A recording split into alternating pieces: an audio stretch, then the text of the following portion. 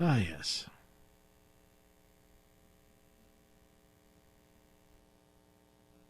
So there you go.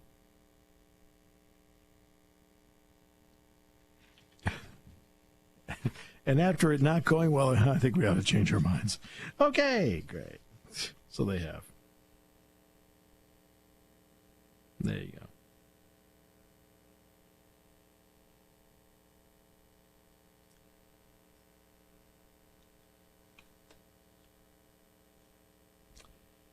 And then at 4:30 today, the National Hockey League is making its announcement.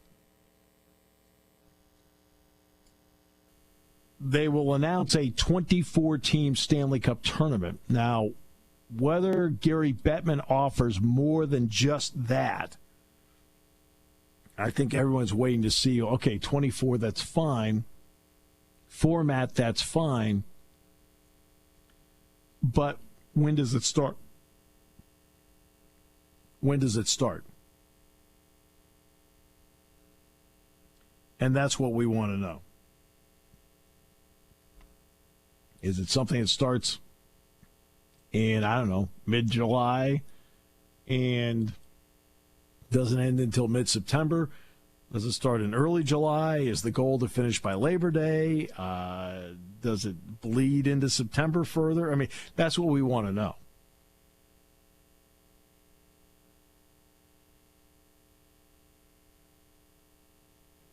And we're going to talk with one of the Flyers beat writers tomorrow about all this.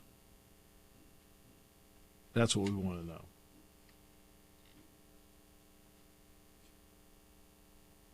Yeah, something tells me we're just going to hear from the reports that we heard yesterday from Gary Bettman and nothing else, because Gary Bettman is not the brightest in these situations sometimes.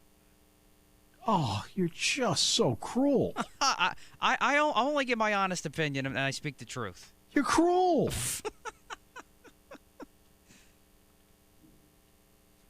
I can only go by past experiences. Oh, you're just not. God, does Lisa know this side of you? Oh, yeah, she's very well aware, but now she's stuck with it. Now she's stuck with it. Oh, something tells me I don't think she's all that stuck with it. I think you're doing pretty darn well. I think you're all right. I mean, I'm not a big fan of this 24 team. I think this is stupid to begin with, but I mean, I'll be glad just to have the sport back. I don't know why we just couldn't say, hey, these are the teams that we're in. Let's just go play. Why do we have to have 24? Yeah, I understand what you're saying. I understand what you're saying, to be honest with you. But I think it's a compromise between, okay, only a little bit, slightly more than half the league gets to play, 16 out of 31, as opposed to, okay, 24 out of 31. It also puts together an extra round of playoffs, which helps very much with money coming in. So I think that's part of it, okay? All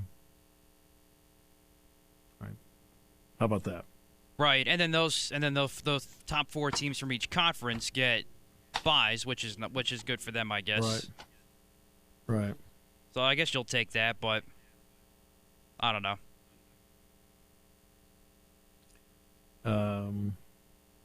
Yeah. So that's what you have.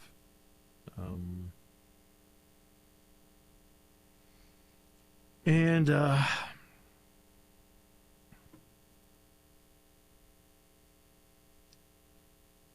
now, how much we're going to be able to get from this press conference at 4:30, I don't know. Baseball's in a make or break week, by the way.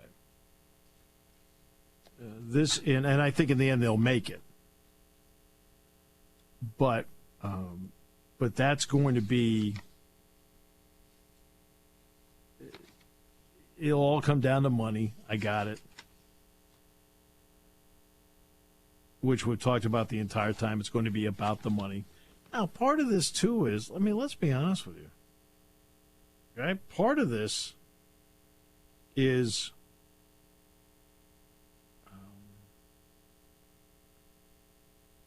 I always love when I hear the players go after the ownership. And this went back, remember the Le'Veon Bell thing. I talked about this as well. It's the same argument. Your argument is not with the owner. Your argument's with your own union. Le'Veon Bell was allowed to be franchise tagged because the union and the collective bargaining agreement agreed to it.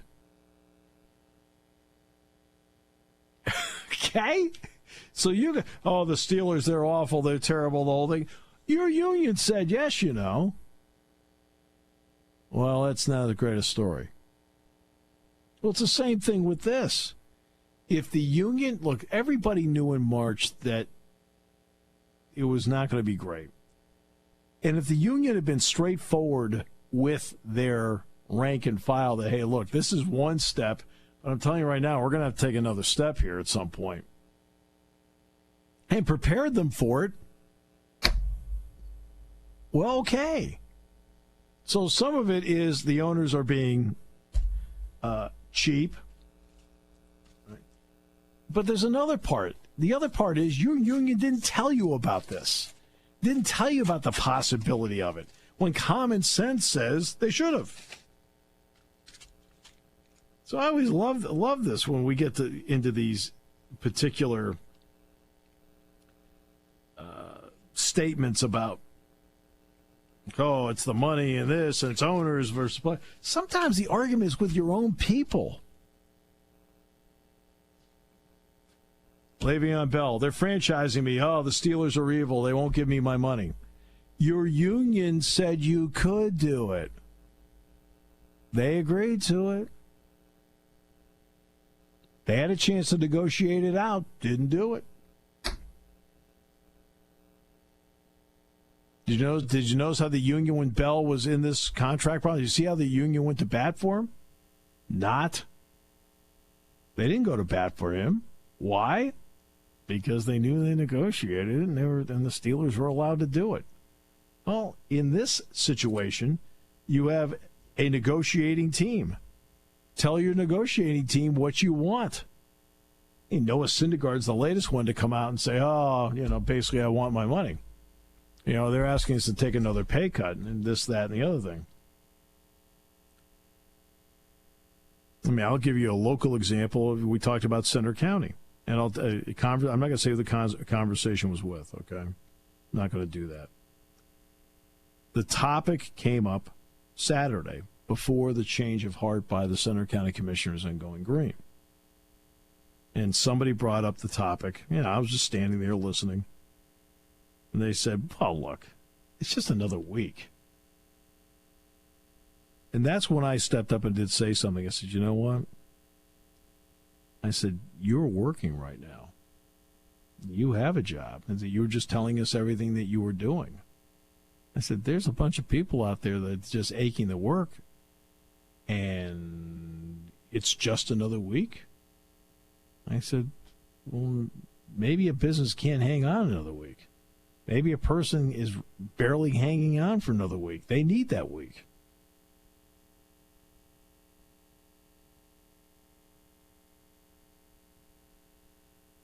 So as for the NHL, 24 teams, that's a compromise to get more people playing. Major League Baseball, make or break week, I think they will make it. But when you hear these players popping off about they're going to ask us to take another cut, they talk to your union. Okay, your union did not prepare you for this. That's why you have a union. Matt's our shop steward. No? Something like that. Matt, go in and tell the suit we want this, and this. Oh, get out of here. I'm busy getting ready for Shikalami football. I'll get right on that. Come on, you're our guy. Take her home, big fella. Take it home.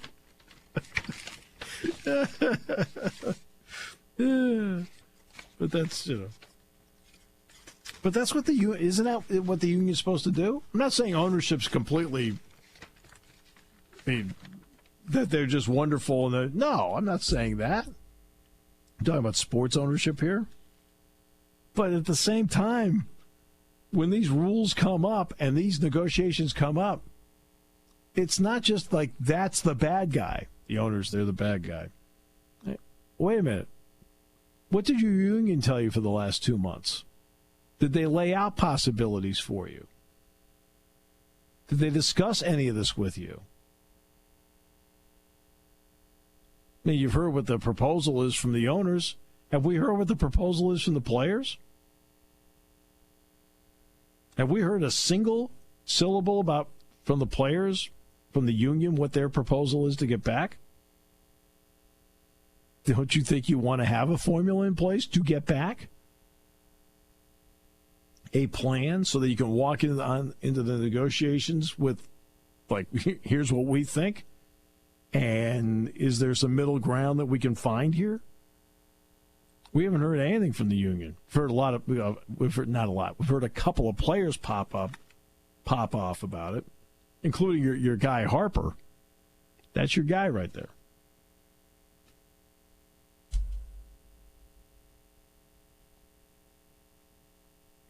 Matt doesn't want to say anything. He's the shop steward. I can care less what Harper says. Oh, he speaks highly of you.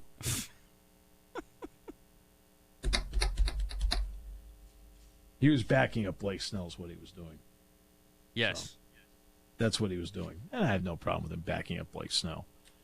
But at some point, you got to walk to the table. I mean, look how quietly the NHL went about its business. Seriously. I mean, look how quietly the NHL went about their business. And they're having a 4:30 press conference this afternoon. And the NHL over the years has had, 3 lockouts?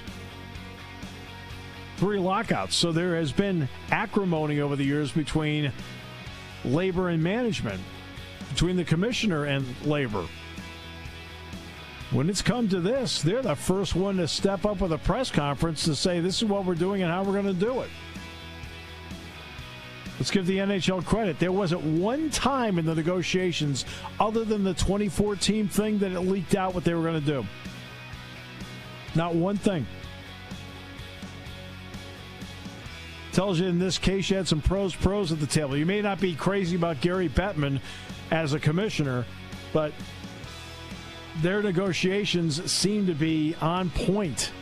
And now they're going to have a press conference today. Other sports leagues haven't. Now, the NBA, they have a great relationship with their players as well. Taking your calls at 800-795-9565. This is the Steve Jones Show on News Radio 1070 WKOK. Now, from the Sunbury Motors Studio, here's Steve Jones. Today's show brought to you by Purdy Insurance. Market Street in Sunbury. Go to purdyinsurance.com. Auto, home, life, business, bundles, whatever your insurance needs may be, they'll make sure that you are covered. They will do everything they can to make sure that whatever insurance you purchase is at the best price possible. If it needs updating, they'll do it. They'll also update in such a way, look, they'll try and find ways to save money when you update too. And if there's ever a claim, they'll go to work as if it happened to them. Customer service means everything to them. Great people who are even better professionals at Purdy Insurance. Market Street in Sunbury. Go to purdyinsurance.com. We're in the Sunbury Motors studio. Sunbury Motors, 4th Street in Sunbury. Sunbury Motors Kia, routes 11 and 15 in Hummel's Wharf. Some great deals right now. You can also check it out at sunburymotors.com. Lincoln, Ford, Kia, Hyundai, great pre-owned inventory. You can get the entire process started from the comfort of your own home. At Sunbury Motors and sunburymotors.com.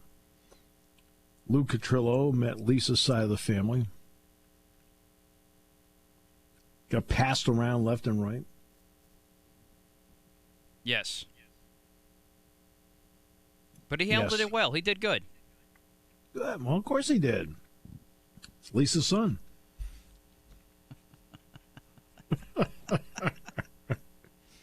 You love the dad thing, don't you? Oh, I do. We had Senator Toomey on last week talking about youth sports. Now, how many places are green in the Valley? It'll be just Snyder and Montour. Okay. And Center County will join them as well. But that opens the door to youth sports. Now,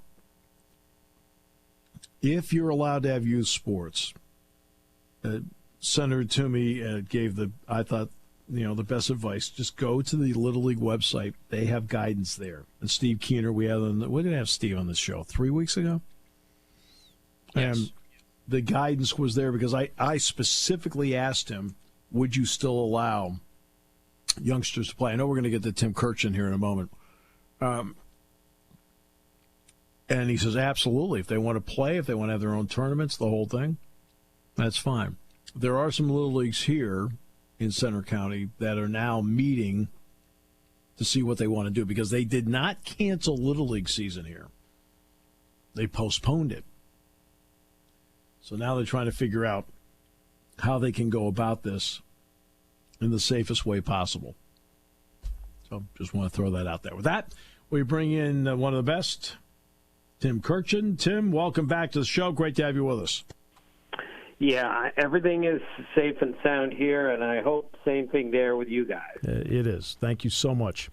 You have put together a series of fun articles, everything from Roger Clemens to how Brooks Robinson earned the name the human vacuum cleaner, which I can go back to.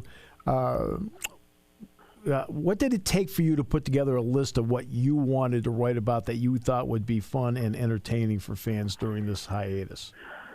Well, I just needed something to keep me occupied. I need something to keep me engaged, keep me sharp, and most important, put a smile on my face and hopefully a smile on the face of our best baseball fans who don't have much to smile about right now. So this just came to me one day, and I said, all right, I'm going to try to do this. I got clearance from ESPN.com to do it. I've written now through June the 10th, so I'm ahead of myself. I hope I get to stop writing soon, not because I don't love doing it, but I do love doing it.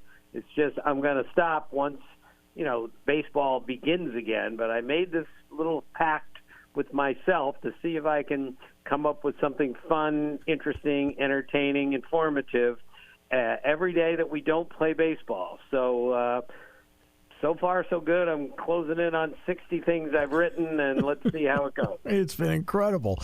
Look, if in broadcasting games, I love doing every one of them, but obviously some are more fun than others.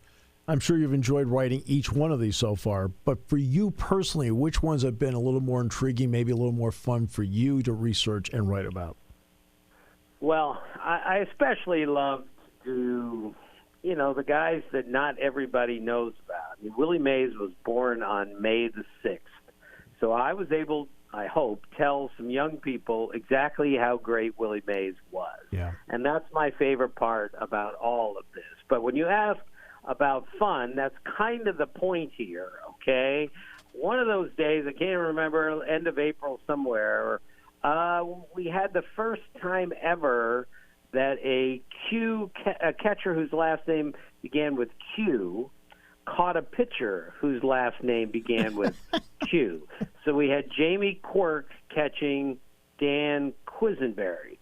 And we also had a QZ not long after that with Quisenberry, and the catcher was Todd Zeal. So then, of course, I came up with my all-time favorite batteries. We had Glenn Abbott and Marty Castillo. Yep. So that was Abbott and Castillo. We had Steve Decker and Bud Black for the Giants. So we had the Black and Decker battery. So on one of those days where you're not going to tell people how great Roberto Clemente was, which is way more important.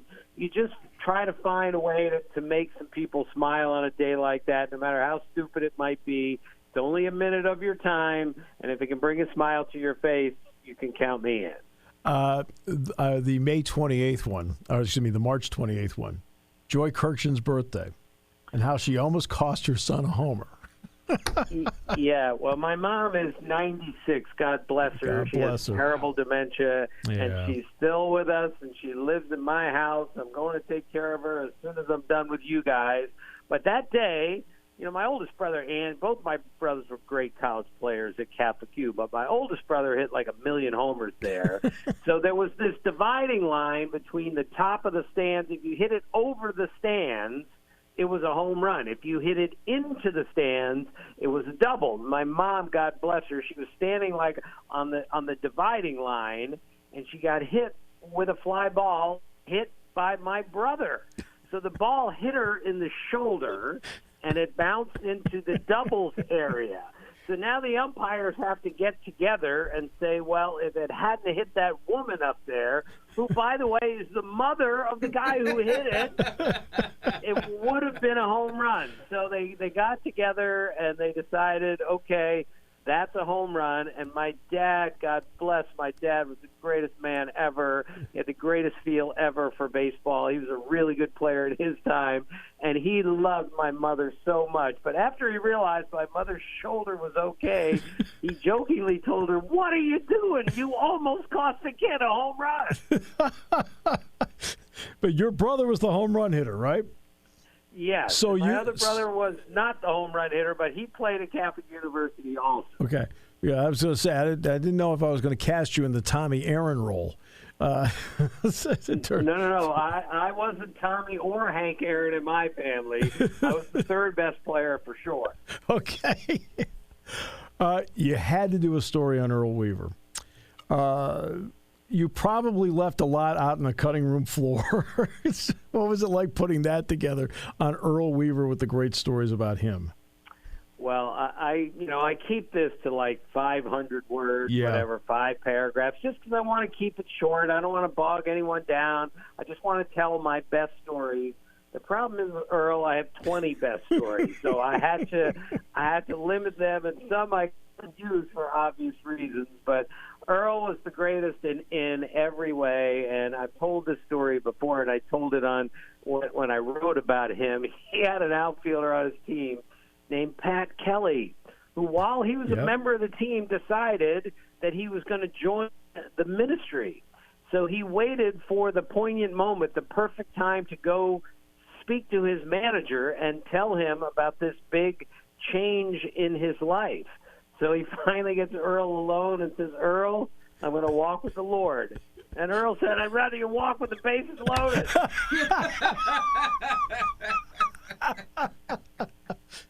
All right. Sometimes you sit back and you plan out what you're going to say. You plan it out. Rickey Henderson knows he's going to break the record for stolen bases in a career. And, of course, it comes out and not exactly the way he wanted. Today, I am the greatest of all time is how it came out. How is it supposed to come out?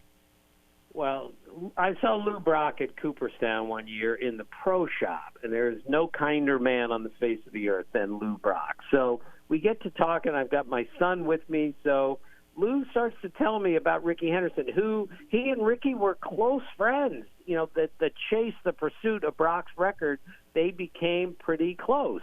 So Lou and Rickey kind of worked together on a little speech that Rickey, which would keep in his back pocket, would pull out and read, and it would be, of course, very respectful to baseball, Lou Brock, all the people involved, and everything else.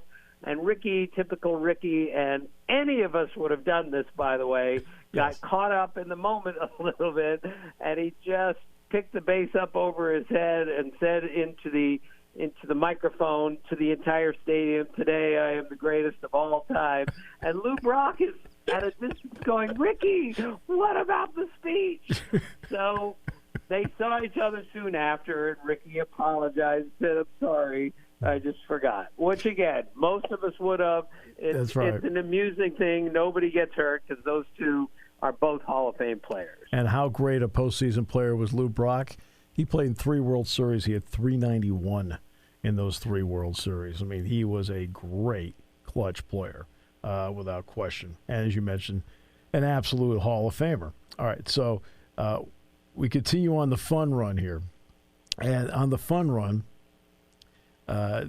you wrote about Tony Gwynn, and a lot of great stories about him. It turns out here in State College, there have been a couple of former San Diego State players who have come through here. They loved him. What did you want to write about Tony Gwynn? Well, I wrote, among many, I could tell you a million Tony Gwynn stories, but in 1994, the year he hit 394, he told me that he used basically one bat the entire season. On very rare occasions would he not use it against a really tough left-hander like Jeff Facero, who could get the ball in on him and potentially break his favorite bat. But he essentially used one bat the entire year. Pete Incaviglia, by the way, told me once he went through 12 dozen bats one year. He broke 144 bats in one season. And Tony Gwynn used one bat for the entire season. And the following spring training, he broke that bat hitting on a backfield against one of the coaches, Rob Piccolo. And Tony looked at me and he said, when I broke that bat, I almost started to cry. And when I talked to Peach about it, he goes, so did I. You talked about historical pieces as well. You talked about Willie Mays. And it's one thing because we had a chance to see Willie Mays. Younger generation didn't. Somebody, obviously, I never would. Now, contrary to popular belief, I did not see Walter Johnson pitch. But I also found this to be, to me, a really enjoyable piece about a guy who is number 2 on the all-time wins list. What were some of the keys for you in looking at Walter Johnson and how you wanted to approach him as a guy who won 417 games? Yeah, well, he won the second most games, and he threw 110 shutouts, which is the most ever. He had 38 1-0 shutouts. So he had more 1-0 shutouts than Pedro Martinez and Curt Schilling had shutouts of any score combined. Now, again, different era. Walter Johnson, started and completed, every game he ever pitched. Right. But that's hardly the point. The point is, I believe he's the greatest pitcher of all time. And I, as I pointed out, went to Walter Johnson High School. Yes. So I've always had this kind of great interest in the guy that my high school was named after. I still don't quite understand, however, after all these years, that we were called the Spartans when we should have been called the Big Train. Big Trains. It's one of the great nicknames ever anyway. And there's a local team here where some San Diego State kids have played, by the way, in a college summer league, and it's called the Bethesda Big Trains, as it should be. So, yes, I always thought there was a little bit of destiny involved here, that I have made a career out of covering baseball, and I went to high school named after the greatest pitcher of all time. Not only that, a lot of people do say, and you only had X amount of words you had to put in there, but I've read several articles about him that he was a genuinely nice guy, and Ty Cobb actually tried to take advantage of that because Cobb said he didn't want to hit you. So Cobb would actually crowd the plate when everybody else was so afraid of his fastball they wouldn't. Right. Well, Walter Johnson was a wonderful man. I mean, they don't name high schools after you just because you won 417 games. He was very involved in the community. Yes. He was very involved in civic activities. He didn't just live here and then go away during the off season. He stayed here and helped the people here. And again, not to personalize this too much, but he died on December 10th, 1946. And I was born on December 10th, 1956. Wow. That's always been kind of spooky for me, and I always just thought it was just another tiny connection that I have to this all-time great pitcher. Now, obviously, you did a piece on President George W. Bush and throwing out the first pitch of the World Series, but you also did another one that was really terrific, I really liked, and that was the presidents from Ron Washington to Jermaine Van Buren. Yeah, look, again, we're in the middle of a pandemic. Yeah. We need some help here. We need somebody to do something really stupid in order to just take our minds off of the predicament that we're all in here. So I've done stuff like this my whole life. It's a little bit unhealthy that I'm still doing it at 63, but I did a 25-man roster. I used 24 different presidential names, meaning I didn't just make the all-star team with, and take the best players using names a bunch of times. So I had 24 presidents named, including my favorite, Grant Jackson, the reliever, who covers two names at once, which I love that. And then my last guy, just for a few laughs, Len Whitehouse, who I covered with the Twins a million years ago. That's his real last name. It's only one word, but his name is Whitehouse, so he belonged on the All-Presidents team. And for Pirate fans in this area, Grant Jackson means something. He was the winning pitcher in Game 7 for the Pirates. So there you go. There you go. So that we can at least localize it for the local fan here. A couple quick notes because I want to make sure you get over to see your mom, see your family here. Where do we stand right now in the negotiation to get the game back that you and I love so much? I want you to note my hesitation. I think we're going to play in July. If we can't get it done that soon, then we're going to play August the 1st, play a frantic 60 games to the finish, have some sort of expanded playoffs, and play a World Series and end it roughly at the time the normal World Series would end. That is a guess for today because the narrative not only changes every week, it changes literally every day. If there is no season this year, I would not be surprised. But I'm going to continue to think that there's so much money to be made and lost and so much morale that can be gained in this country if baseball plays. I just think there's a way that they can figure this out, but it's not going to be easy. A million roadblocks in the way, and I'm just praying they play baseball for everyone's sake sometime in July. Absolutely, completely agree with you. And, of course, a lot of people in this area are on pins and needles because of the minor league situation, which obviously is not going to be determined until after this part's determined. So, and let's pray for minor league baseball. I mean, I covered it a bunch of years ago, and it was extremely important. I just hope Major League Baseball understands how important minor league baseball is to Major League Baseball, and not to mention to all these towns across America and cities across America that have a minor league team. Well said, well put, as always. Tim, it is always a pleasure. I really appreciate the time you give us, and I really enjoy talking with you. Thanks so much. Well, thank you. See you. All right, Tim Kurkjian, ESPN. Back with more in a moment on News Radio 1070 WKOK. For nearly 100 years, Purdy Insurance has been your locally owned, family-operated source for insurance products. With a staff of over 20 and partnerships with some of the industry's most trusted companies, Purdy has the experience and resources to get the job done. Whether you need personal, home, and auto, or complex business insurance solutions, Purdy will help you navigate through the process. Call today at 570-286-5855, or better yet, stop in their Sunbury office to see what Purdy Insurance can do for you.